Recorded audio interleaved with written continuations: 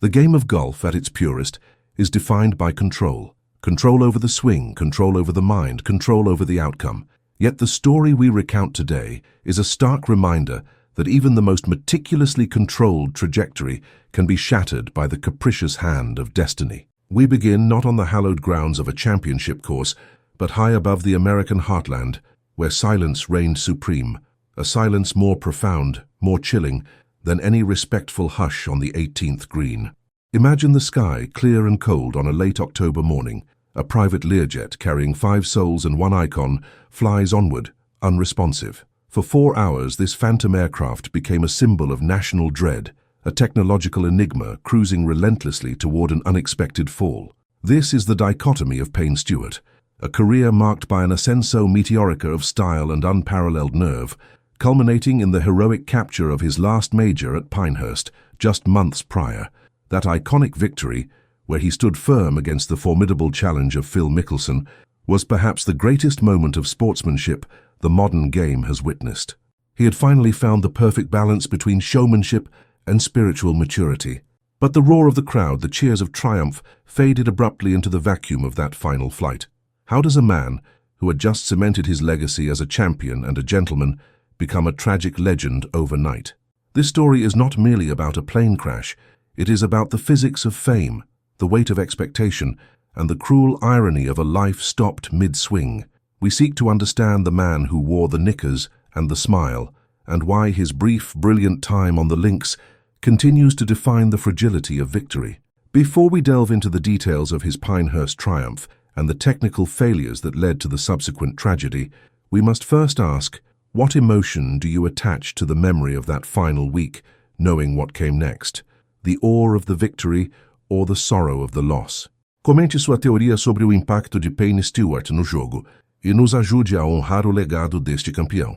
Pinehurst, North Carolina, the summer of 1999. The US Open is often called the sternest test in golf, a meticulous examination of a player's patience and nerve. Pinehurst No. 2, with its crowned greens and sandy waste areas, demanded artistry and submission in equal measure.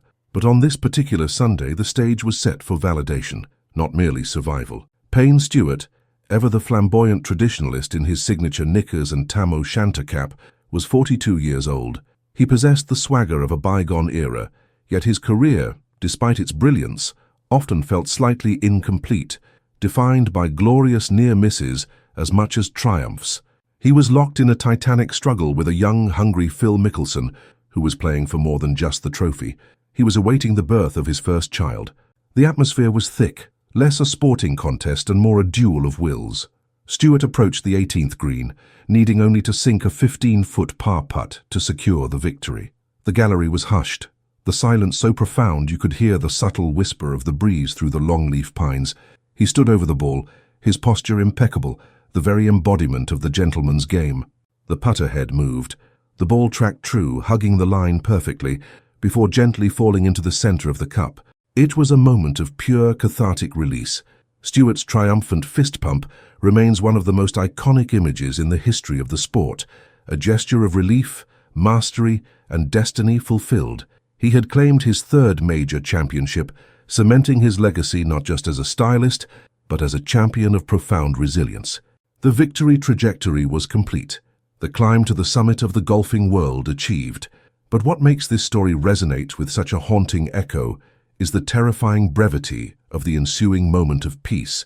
Just 4 months later, on a crisp autumn morning in Orlando, Stewart boarded a private Learjet 35 bound for Texas. He was scheduled to play in the Tour Championship. The sky was clear, the flight routine. Yet somewhere over the Florida Panhandle, the routine dissolved into tragedy. We know from the subsequent investigation that approximately 40 minutes after takeoff, the aircraft failed to respond to air traffic control. It continued its climb past its assigned altitude. The conclusion drawn by aviation experts suggests a catastrophic loss of cabin pressure, a sudden violent depressurization event, likely resulting from a failure in the aircraft's outflow valve or perhaps a breach in the fuselage. At 39,000 feet, the reaction time is non-existent. Within seconds, those on board would have been rendered unconscious due abilities due to hypoxia, the lack of sufficient oxygen. The cabin temperature would have plummeted far below freezing. The jet, now a ghost ship guided only by its autopilot, continued its silent, chilling journey west and north. It flew for 4 hours and 12 minutes, traversing 4 states, cutting across the very fabric of the American landscape that Stewart had so recently conquered.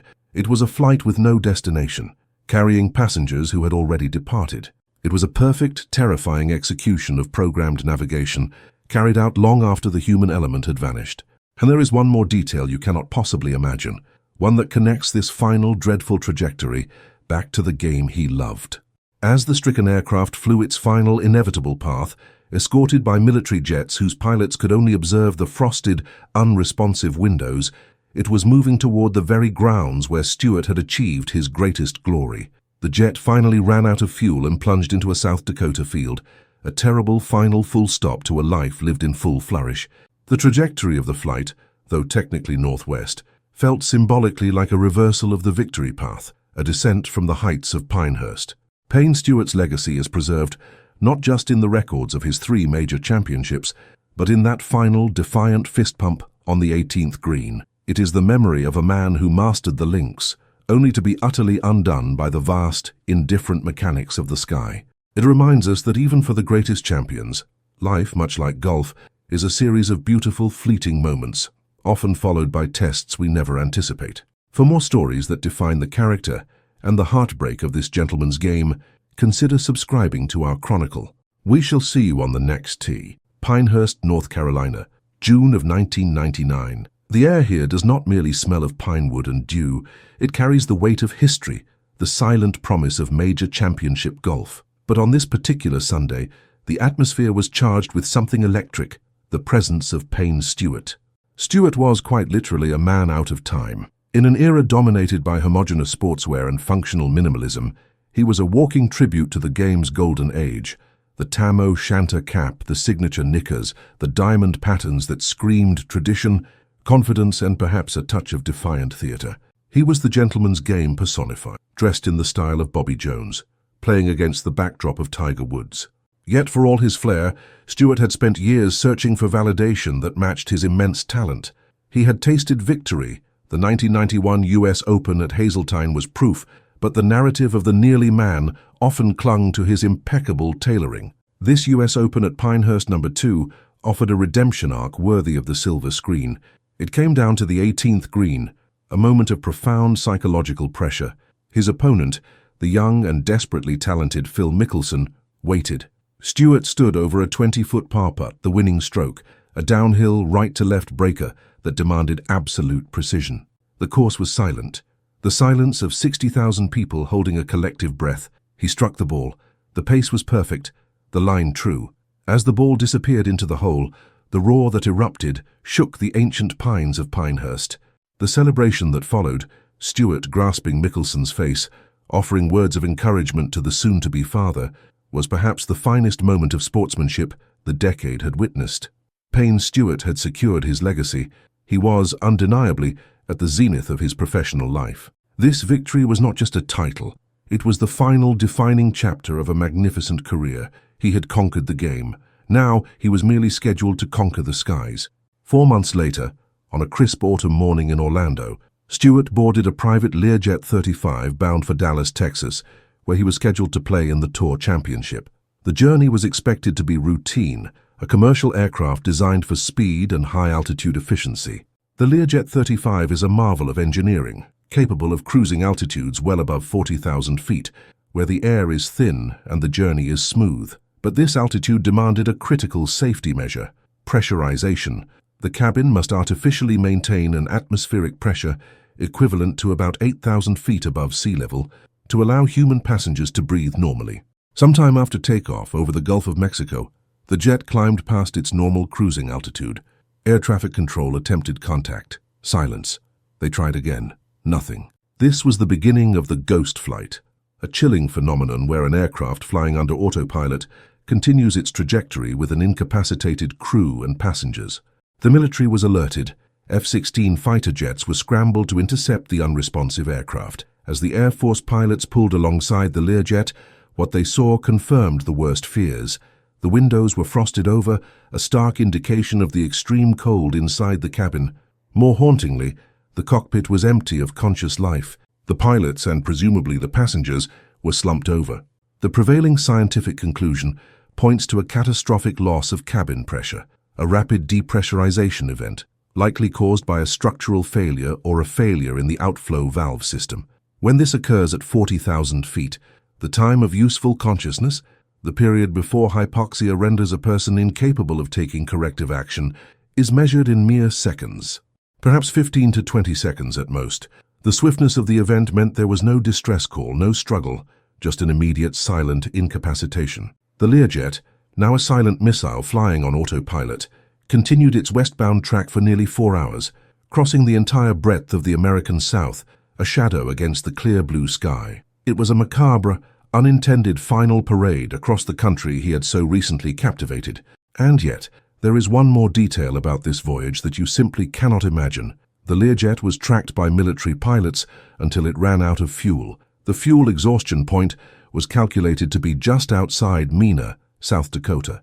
When the aircraft finally plunged from the sky, impacting the Earth at tremendous speed, the sheer force of the crash created a crater so deep, so violent, that it left virtually no recognizable debris. It was a final, devastating erasure. The tragedy was not merely the loss of a great champion, but the violent contrast between his public triumph and his private silent end. Just months after achieving the perfect climax to his career, celebrating life on the 18th green, he was gone, a victim of the unforgiving physics of the high atmosphere.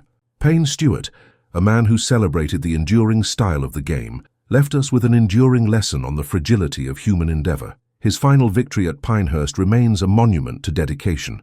His final flight, a sober reminder that even the greatest among us are ultimately subject to the whims of fate. We remember the smile, the Knickers, and the sheer audacity of his style. We remember the pure joy of the 20-foot putt. He may have departed the links too soon, but the trajectory of his short life defines the very essence of the champion's journey. For more stories that remind us that golf is often merely the stage for the human drama, consider joining us again. We'll see you at the next tee. Pinehurst, North Carolina, June 1999. The air here does not merely smell of pine and sand, it carries the deep, resonant weight of history. This was the stage for the 99th US Open, arguably the most demanding examination in the global game.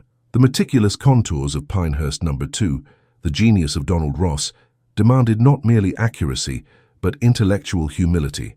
Amidst the modern graphite and the sleek, synthesized swings of the era, one figure stood as a deliberate, elegant anachronism: Payne Stewart. Dressed in the iconic knickers, argyle socks, and a perfectly tilted cap, a sartorial salute to the game's golden age, he was more than a golfer. He was a walking, breathing tribute to tradition. Yet beneath the flamboyant exterior lay a fierce competitor seeking one final, defining chapter in the major championship narrative. Stewart had known the peak of the game, securing the PGA Championship 10 years prior and enduring the crushing pressure of a previous US Open title. But golf is a relentless master, and the intervening years had been a test of perseverance. Now, in the crucible of Pinehurst, he was locked in a classic duel with the young, magnetic Phil Mickelson. The tension of that Sunday afternoon was palpable, a thick blanket smothering the North Carolina heat.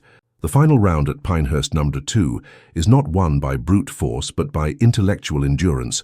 Ross designed these greens, these infamous turtlebacks, to reject anything less than absolute perfection. Stewart and Mickelson traded blows, neither able to secure a definitive lead through the middle stages of the back nine. On the 16th, Stewart drained a 20-foot par putt, a stroke of pure defiance that announced his refusal to yield the momentum. This was the moment where experience separated itself from youthful exuberance, but it was the 18th that would forever define the moment, etched into the collective memory of the sporting world. A 15-foot putt, downhill, breaking slightly left, the kind of stroke that separates legends from footnotes. The pressure was immense. The silence of the massive crowd was so complete it seemed to absorb the sounds of the surrounding pines. As the ball kissed the center of the cup, the roar that erupted was deafening, a sound that echoed across the grounds. Stewart's immediate reaction, the signature exuberant fist pump, followed by the graceful, respectful embrace he shared with Mickelson, was a perfect encapsulation of the gentleman's game. Fierce competition, concluding in mutual respect. This victory solidified his place among the elite architects of the modern major champion landscape. He had reached the summit. The autumn of 1999 should have been a period of quiet reflection, of savoring the taste of hard-won success. Stewart was flying high, literally and figuratively, his standing in the game never stronger. He was preparing for the Ryder Cup, a cornerstone of his competitive spirit. On October 25th, he boarded a Learjet 35 charter flight bound for Texas, intending to negotiate a new contract. The flight lifted off from Orlando, Florida, on a clear morning. What happened next remains a chilling reminder of the unforgiving nature of physics and chance. Sometime shortly after reaching cruising altitude, estimated to be around 39,000 feet, communications from the cockpit ceased. The aircraft, now flying on autopilot, continued its predetermined course, silent, ghosting across the American heartland. Aviation investigators later concluded that the aircraft suffered a rapid, catastrophic loss of cabin pressure, plunging the occupants into a scenario known as hypoxia. At that altitude, where atmospheric pressure is a fraction of what is required for human respiration, supplemental oxygen is essential. Hypoxia is the insidious intruder that steals the mind before it steals the body. Consciousness at 39,000 feet is measured not in minutes but in mere seconds. The crew and passengers, including Stewart, would have been incapacitated almost instantly, long before the aircraft ran out of fuel. The cabin became an environment incompatible with life. The plane, now a silent missile guided by inertia, flew hundreds of miles past its intended destination, crossing state lines, pursued by military escort jets whose pilots could only observe the terrible, still tableau inside the cockpit. And there is one more detail you cannot imagine. The moment those escort pilots drew near the Learjet, they reported seeing frost coating the windows, a testament to the extreme, lethal cold inside the cabin and absolute, terrifying stillness. The aircraft was flying itself, carrying only the ghosts of its passengers. For 4 harrowing hours, the world watched the tracking screens, hoping against all rational aviation knowledge for some miracle. The journey ended violently in a field near Aberdeen, South Dakota, when the Learjet finally exhausted its fuel reserves. The silence that followed the impact was profound, a sudden, brutal end to a career defined by flourish and flair. The tragedy robbed the game not just of a champion, but of its most unique personality. The arc of Payne Stewart's life reminds us that greatness is often ephemeral, achieved in fleeting moments of brilliance before destiny intervenes. The lasting tribute to Payne Stewart is not merely the bronze statue near the 18th green at Pinehurst, where he is frozen in that iconic moment of triumphant celebration. It is the memory of his sportsmanship, the way he embraced his opponents, the deep respect he showed the links, and the sheer joy he brought to the professional arena. He taught us that golf, while a solitary pursuit, is best played with style, dignity, and grace. He gave us one of the great finishes in US Open history, a memory we hold dear. For those stories that continue to shape the contours of this gentleman's game, and for the legends we honor, consider joining us again. We shall meet you on the next tee. The game of golf at its core is a study in control. Control of the club face, control of the breath, and perhaps most importantly, control of the narrative. Yet, every so often, fate reminds us that the trajectory of a man's life, much like the trajectory of a perfectly struck ball, is ultimately dictated by forces beyond the velvet ropes of the 18th green. We turn our gaze now to the summer of 1999, to the sandy, unforgiving terrain of Pinehurst No. 2. This US Open was not merely a contest of skill, it was a character study, and the central figure, in his signature knickers and cap, was Payne Stewart. Stewart was a player of immense flair, a throwback to the golden age when style was inseparable from substance. But beneath the sartorial elegance lay a competitive hunger often frustrated by near misses. He had secured the 1991 US Open, but the intervening years had seen him defined by high-profile losses, the bridesmaid perpetually waiting at the altar of major championship glory. The Pinehurst leaderboard on that Sunday afternoon was a taut affair, dominated by a battle of generations and temperaments. Stewart, the seasoned artist, found himself locked in a duel with the young, charismatic Phil Mickelson. The crowd, dense and buzzing like summer cicadas, understood the weight of the moment.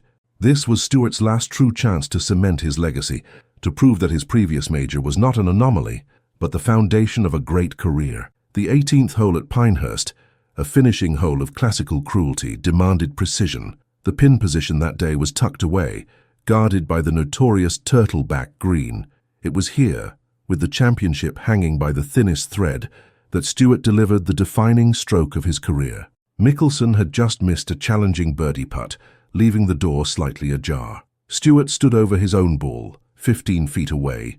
It was a downhill, left-to-right slider, the kind of putt that separates the champions from the contenders. The silence that descended upon the vast gallery was absolute, a heavy blanket of reverence. Stewart settled, took one last look and struck the ball with the confidence of a man who knew his destiny. The ball rolled. It tracked the break perfectly, held its line against the slope and vanished into the cup. The explosion of emotion was instantaneous, a release valve for years of competitive strain. Stewart raised his arms in that iconic, triumphant salute, a pose that would instantly become etched into the memory of the game. But it was what followed that defined the man. Stewart's first action was not to celebrate with his caddy, but to cup Mickelson's face in his hands, offering words of encouragement as the younger man awaited the impending birth of his first child. "You are going to be a father," Stewart told him. "There is nothing better." It was a perfect moment, a testament to the gentleman's game. Payne Stewart had not only won the US Open, securing his final major championship, but he had reaffirmed the highest ideals of sportsmanship. He was, at 42, riding the zenith of his professional life. 4 months later, the trajectory that had soared so high suddenly met the unforgiving geometry of fate. The date was October 25, 1999. Stewart, along with his agents and associates, boarded a Learjet 35 in Orlando, bound for Dallas for the season-ending Tour Championship. What began as a routine hop across the American landscape quickly dissolved into a tragic, unprecedented anomaly. Shortly after takeoff, while cruising at its assigned altitude, the aircraft failed to respond to air traffic control. All communication was lost. The immediate assumption, later confirmed by the evidence of a failed outflow valve, was rapid depressurization and the onset of hypoxia. At 39,000 feet, without supplemental oxygen, the pilots and passengers would have lost consciousness within minutes. The Learjet became a ghost plane, a high-altitude sarcophagus flying on autopilot. For 4 hours, this rogue jet, carrying one of golf's most cherished figures, flew an errant northwest course across the heartland of America.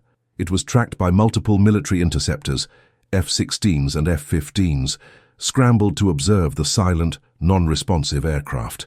These highly trained fighter pilots reported a chilling sight, frost covering the cockpit windows and no movement within the cabin. The physics of the situation were absolute. Life had ceased hours before. The plane eventually ran out of fuel, entering a terminal dive and impacting the Earth in a remote field near Aberdeen, South Dakota. The contrast between the triumph at Pinehurst and the desolate crash site in South Dakota was brutally sharp. The man who had mastered the delicate art of the short game was ultimately defeated by the cold, indifferent mathematics of atmospheric pressure and fuel consumption. The golf world was stunned into silence, a silence far deeper than any experienced on the 18th green. The PGA Tour responded not with replacement, but with tribute. In a profound gesture of respect, Stewart's designated spot in the upcoming Tour Championship field was left empty. His locker remained untouched, preserved by the reverence of his peers. Today, if you walk the 18th green at Pinehurst, the memory of that 15-foot putt remains tangible. A plaque marks the spot where his right foot stood as he struck the ball, a permanent monument to a fleeting moment of perfection. Payne Stewart's legacy is not just the trophies he lifted, but the manner in which he played and the tragic speed with which his story concluded. He reminds us that even for those who achieve the pinnacle of mastery, life is the most unpredictable of all tee shots. For more stories charting the triumphs and tragedies that define the gentleman's game, consider subscribing. Let us know in the comments below, which of Payne Stewart's iconic looks was your favorite? We'll see you on the next tee.